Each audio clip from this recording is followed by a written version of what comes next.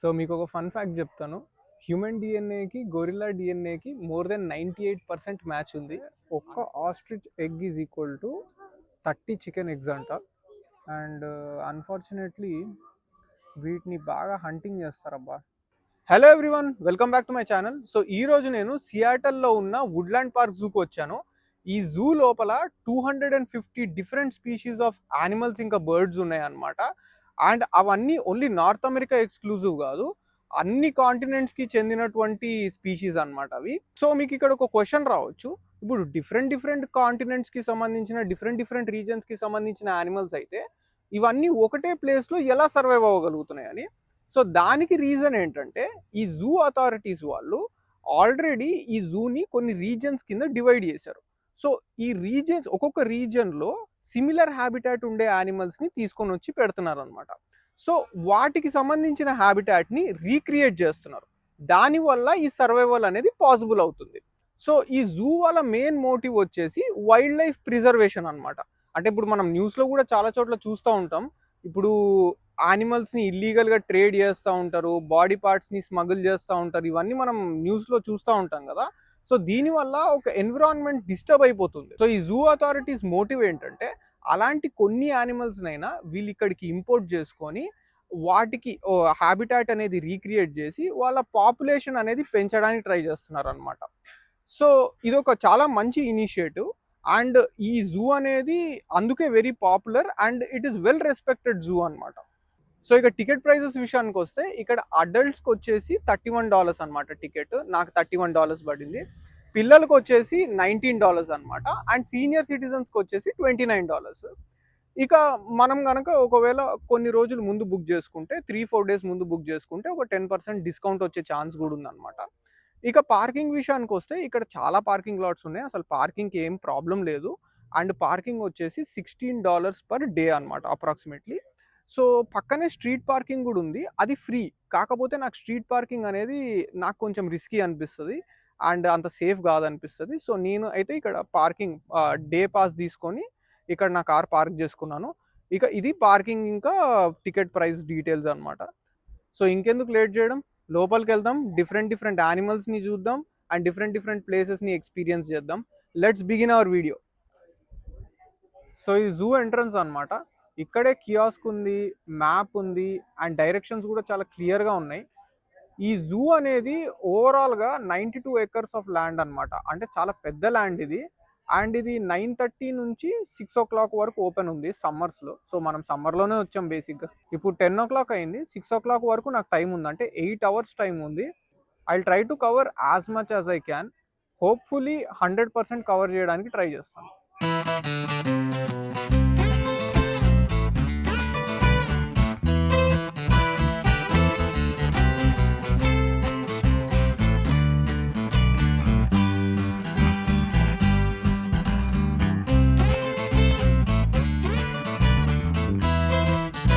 Chilean flamingos.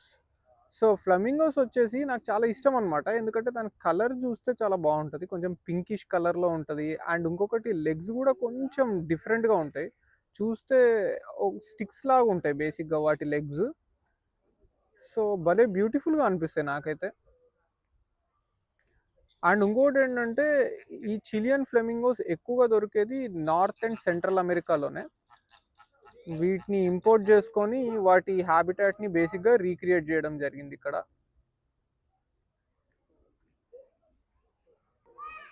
So next మనం చూడబోయేది African సావన్నా reason అనమాట. ఇక్కడే మెయిన్గా లయన్స్ కానీ, టైగర్స్ కానీ, హిప్పోస్ కానీ ఉన్నాయి. మంకీస్ కూడా చాలా రకాలు ఉన్నాయి. మెయిన్గా ఆఫ్రికాలో దొరికే యానిమల్స్ అన్నీ కూడా ఉన్నాయి. సో నెక్స్ట్ అది చూసేద్దాం.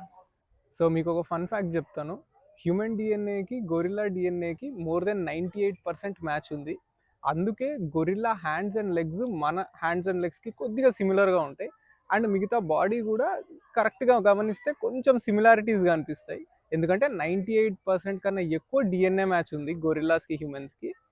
మీకు ఇప్పుడు నెక్స్ట్ కొన్ని బేబీ గొరిల్లాస్ ఉన్నాయి పక్కనే, అవి చూపిస్తాను, మీరు కరెక్ట్గా అబ్జర్వ్ చేయండి. అండ్ ఇంకో విషయం ఏంటంటే, ఇది రియల్ గొరిల్లా కాదు, జస్ట్ ఒక స్టాచ్యూ.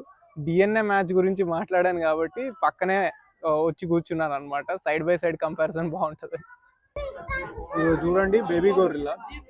ఒకసారి ఫీట్ చూడండి, హ్యూమన్ ఫీట్ కి కొద్దిగా దగ్గరగా అనిపిస్తుంది.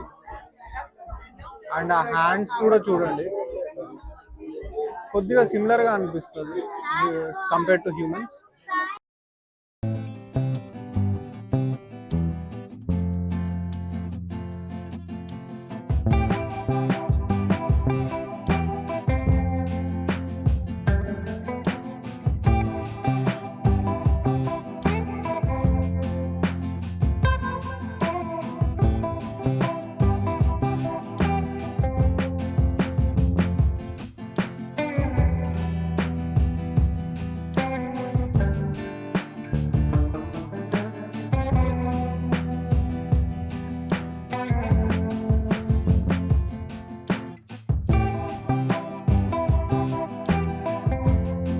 సో ఇక్కడ చూస్తున్నారు కదా, జిరాఫ్ పక్కన ఒక ఆస్ట్రిచ్ ఉంది.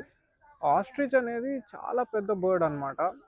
ఒక ఫన్ ఫ్యాక్ట్ ఏంటంటే, ఒక్క ostrich egg is equal to 30 chicken eggs అంట. ఇందాక ఇక్కడ రాసుంటే చదివాను. సో 2 లయన్స్ ఉన్నాయి చూడండి, ఒకటి మేల్ ఒకటి ఫీమేల్ లయన్ అనుకుంటా. 2 పడుకొనే ఉన్నాయి.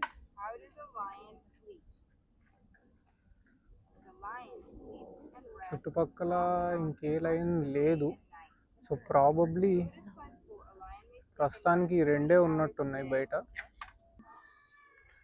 సో ఇక్కడ ఒక హిప్పో ఉంది చూడండి, కనిపిస్తుందా? ఇక్కడ పడుకొని ఉంది చూడండి. సో బేసిక్గా ఇవి కూడా చాలా ఎక్కువ ఉండేవంట ఆఫ్రికాలో. కాకపోతే రాను రాను ఆఫ్రికాలో హ్యూమన్ పాపులేషన్ పెరిగిపోవడం వల్ల వీటి హ్యాబిటాట్కి బాగా ఎఫెక్ట్ అయింది. ఈ జూలో ఉన్నటువంటి రైనోస్ ఆల్ ద టైం బయటికి రావంట, ఓన్లీ కొన్ని స్పెసిఫిక్ టైమ్స్లోనే బయటికి వస్తాయంట. అది కూడా ఇన్స్ట్రక్టర్ వాటికి ఫుడ్ ఆఫర్ చేసి బయటికి తీసుకొని వస్తాడంట. మిగతా టైమ్స్లో అవి బయట కనిపించామంట because of some habitat issues. 5 minutes బ్యాకే నాకు ఆ ఇన్స్ట్రక్టర్ కలిసి ఇంకో 5 minutesలో నేను రైనోస్కి ఫుడ్ ఆఫర్ చేసి బయటికి తీసుకొని వస్తున్నాను, so you can capture that visuals అని చెప్పాడు. సో లిటరల్లీ నాకు అసలు ఈ విషయం తెలియదు, ఏదో లక్కీగా ఇక్కడికి అదే టైంలో right place at right time అంటారు కదా, సో ఇక్కడికి రావడం జరిగింది.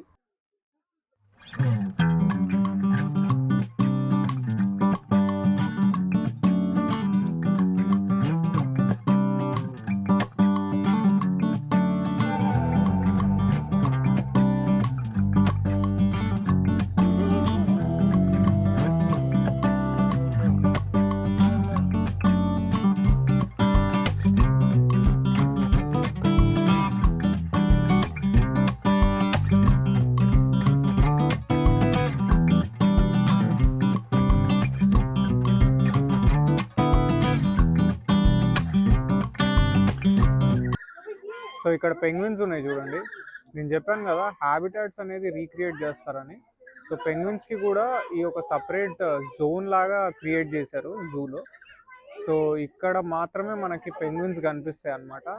లేదంటే అసలు నార్మల్ టెంపరేచర్లో, అంటే సియాటల్లో ఉన్నటువంటి రెగ్యులర్ టెంపరేచర్లో పెంగ్విన్స్ సర్వైవ్ అవ్వడం అనేది పాసిబుల్ కాదు.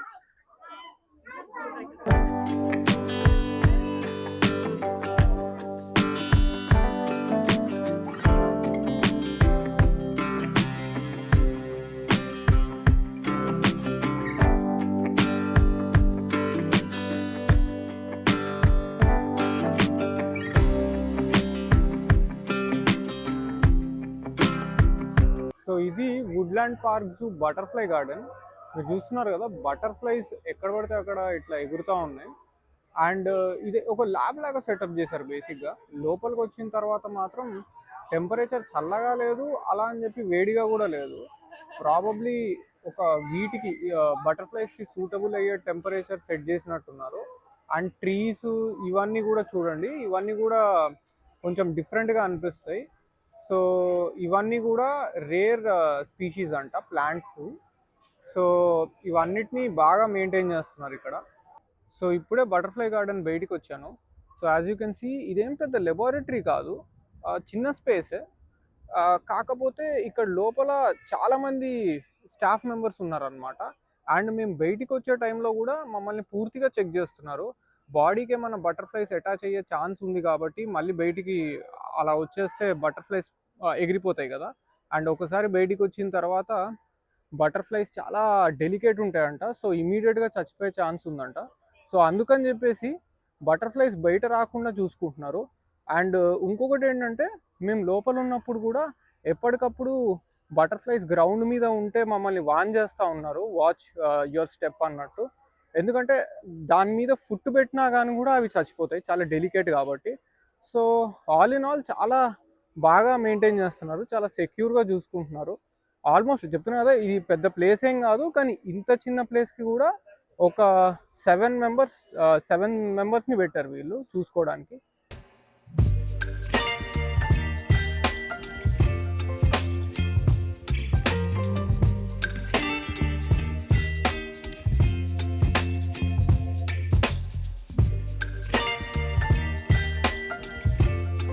ఇక్కడ ఒక 2 బ్రౌన్ బేర్స్ ఉన్నాయి చూడండి. I think I see more bones down there. Yeah, I'm ఇవి pretty చాలా sure కామన్ గానే there's కనిపిస్తాయి fish bones యుఎస్ down లో. there too. నేను టెన్నెసీలో స్మోకీ మౌంటైన్స్ హైక్కి వెళ్ళినప్పుడు ఒక బేర్ ఎన్కౌంటర్ జరిగింది అనమాట, కానీ అది బ్రౌన్ బేర్ కాదు, బ్లాక్ బేర్. సో ఈ ఏరియా అంతా బేర్స్ కి అనుకూలంగా ఉండేటట్టు బాగా సెటప్ చేశారు. చూస్తే ఒక ఫారెస్ట్ ఏరియాని చూసినట్టుంది కదా, బాగా రీక్రియేట్ చేశారు హ్యాబిటాట్. సో ఈ యానిమల్ని టేపర్ అంటారంట. ఇది నేను ఫస్ట్ టైం చూడడం, నాకు తెలియదు ఇట్లాంటి ఒక యానిమల్ ఉందని. సో ఇవి చాలా రేర్ అంట, అంటే మొత్తం వరల్డ్లో 2500 స్పీషీస్ మాత్రమే ఉన్నాయంట. సో చూడ్డానికి కొంచెం డిఫరెంట్గా ఉంది, ఇంకా జూమ్ చేయడానికి ట్రై చేస్తున్నాను కానీ అవ్వట్లేదు సరిగ్గా. సో చూడ్డానికి చాలా డిఫరెంట్గా ఉంది, ఎలిఫెంట్ లాగా అనిపిస్తుంది. ఒక యాంగిల్ నుంచి చూస్తే ఎలిఫెంట్ లాగా ఒక చిన్న ట్రంక్ ఉంది, బట్ ఎలిఫెంట్ అంత పెద్దగా అయితే లేదు. బేసిక్గా మనం ఇక్కడ టైగర్ని చూడొచ్చు, బాడీ మొత్తం అయితే కనిపించట్లేదు, బట్ హెడ్ అయితే కనిపిస్తుంది క్లియర్గా. చూసారు కదా ఎంత పెద్దగా ఉందో హెడ్. ఓ బయటికి వచ్చింది, జస్ట్ ఇప్పుడే కొద్దిగా బయటికి వస్తుంది. ఆ ట్రీస్ వెనకాల చూడొచ్చు మీరు, క్లియర్గా కనిపిస్తుంది. అక్కడ పడుకొని ఉంది చూడండి, అది కమోడో డ్రాగన్, వరల్డ్స్ బిగ్గెస్ట్ లిజార్డ్. చాలా డేంజరస్ యానిమల్ అనమాట, one of the most dangerous animals on land. And ఇది అన్ని ప్లేసెస్లో కనిపించదు, చాలా లిమిటెడ్ ప్లేసెస్లో కనిపిస్తుంది. రేర్ యానిమల్ ఇది కూడా. సో దీనికి కూడా మీరు చూసినట్టయితే వీళ్ళు మొత్తం ఆ హ్యాబిటాట్ అనేది రీక్రియేట్ చేశారు, బాగా సెటప్ చేశారు. అంటే జూలో అసలు తప్పు పట్టడానికి లేదు, ఎక్కడ చూసినా కానీ కూడా యానిమల్స్కి తగ్గట్టు హ్యాబిటాట్ని సెట్ చేశారు, చాలా బాగా సెట్ చేశారు. అందుకే ఆ యానిమల్స్ కూడా కొంచెం ఫ్రీగా కంఫర్టబుల్గా ఉండి బయటకి రావడానికి ఇష్టపడుతున్నాయి. సో ఇక్కడ చూడండి, ఇప్పుడే ఒక ఎల్క్ ఇట్లా నడుచుకుంటూ వస్తుంది. ఇది డియర్ ఫ్యామిలీకి చెందిందే, బట్ ఒక నార్మల్ డియర్ కన్నా చాలా పెద్దగా ఉంటుంది అనమాట చూడడానికి. సో జస్ట్ ఇప్పుడే 2 మౌంటైన్ ఎల్క్స్ బయటికి వచ్చాయి. యాక్చువల్లీ ఇంకొకటి కూడా ఉంది చూడండి, 3rd మౌంటైన్ ఎల్క్. సో చెప్పాను కదా ఇందాక, ఇవి డీర్ ఫ్యామిలీకి చెందినవే, కానీ యావరేజ్ డీర్ కన్నా చాలా పెద్దగా ఉంటాయి. అండ్ అన్ఫార్చునేట్లీ వీటిని బాగా హంటింగ్ చేస్తారబ్బా. బేసిక్గా ఇవి వైల్డ్లో ఉన్నప్పుడు కూడా ఇంకా పెద్ద యానిమల్స్ ఉంటాయి కదా, లయన్స్ కానీ లేదంటే లెపర్డ్స్ కానీ, అవి హంటింగ్ చేస్తూ ఉంటాయి. అండ్ ఈ బయట కూడా వీటిని ఇల్లీగల్గా హంట్ చేస్తూ ఉంటారు. సో యా, వీటి నెంబర్స్ కూడా బాగా ఎఫెక్ట్ అవుతున్నాయి. బట్ పోన్లే, పాపం జూలో ఉన్న అట్లీస్ట్ సేఫ్గా ఉంటాయి.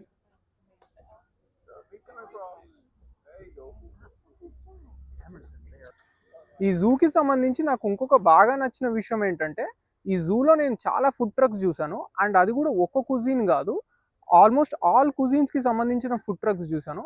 సో ఫుడ్ ఆప్షన్స్ మాత్రం చాలా ఉన్నాయి. అండ్ దాంతోపాటు చాలా ప్లేసెస్లో డస్ట్బిన్స్ కూడా సెటప్ చేశారు. దానివల్ల ఏంటంటే ఏదైనా గార్బేజ్ ఉన్నా కానీ కూడా ఇమీడియట్గా డస్ట్బిన్లో డిస్పోజ్ చేసే ఛాన్స్ ఉంటుంది, ఎందుకంటే యానిమల్స్ ఉన్నాయి కదా. సో బేసిక్గా గార్బేజ్ అనేది స్కాటర్ చేయడం అనేది మంచిది కాదు. సో వీళ్ళు ఎక్కడ పడితే అక్కడ డస్ట్బిన్స్ సెటప్ చేశారు. ఆల్మోస్ట్ అన్ని ప్లేసెస్లో డస్ట్బిన్స్ సెటప్ చేసేసరికి గార్బేజ్ డిస్పోజల్ ఈజీ అయిపోయింది అండ్ పార్క్ కూడా చాలా క్లీన్గా ఉందన్నమాట. సో మీరు ఇక్కడ ఎము ఇంకా వాలబీ క్యాంగ్రూని చూడొచ్చు. ఈ రెండు కూడా మెయిన్గా ఆస్ట్రేలియాలోనే కనిపిస్తాయి. సో ఇక్కడ నుంచి ఇంకొన్ని యానిమల్స్ దగ్గరలో ఉన్న యానిమల్స్ అన్నీ కూడా ఆస్ట్రేలియాలో కనిపించే యానిమల్సే అనమాట. మెయిన్గా ఆ హ్యాబిటాట్ని ఇక్కడ రీక్రియేట్ చేశారు ఈ జోన్లో. సో ఆ మిగతా యానిమల్స్ కూడా నేను చూపిస్తాను.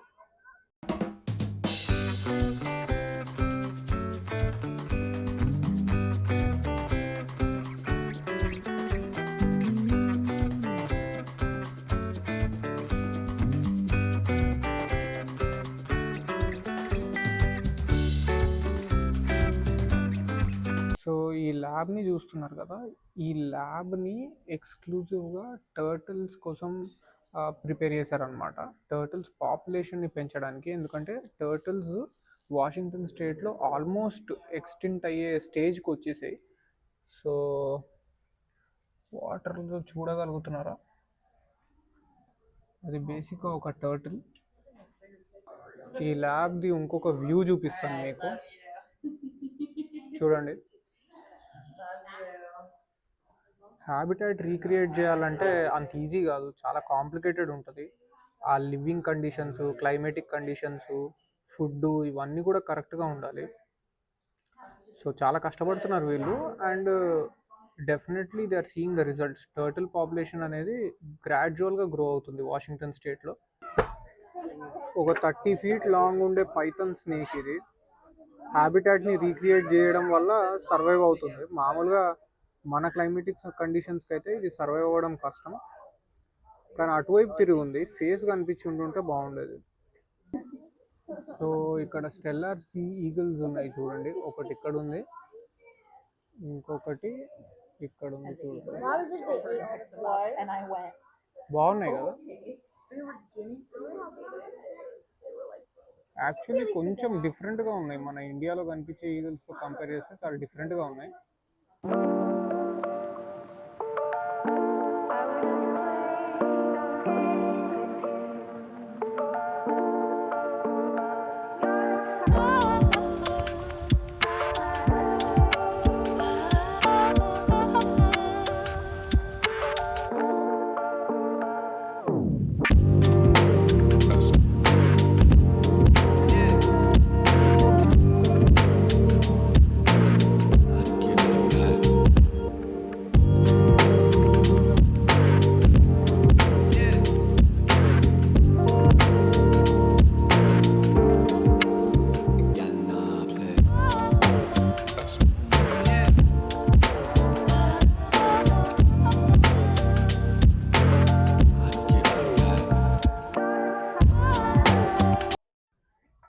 ఒక పీకాక్ వచ్చింది బయటికి, బట్ ఎక్కడి నుంచి వచ్చిందో అర్థం కావట్లేదు. కనిపిస్తుందా? టేల్ చూడండి ఎంత పెద్దగా ఉందో. రెస్ట్ బెంచెస్ దగ్గరకు వచ్చింది. అసలు అమేజింగ్ ఉంది, చాలా బ్యూటిఫుల్గా ఉంది.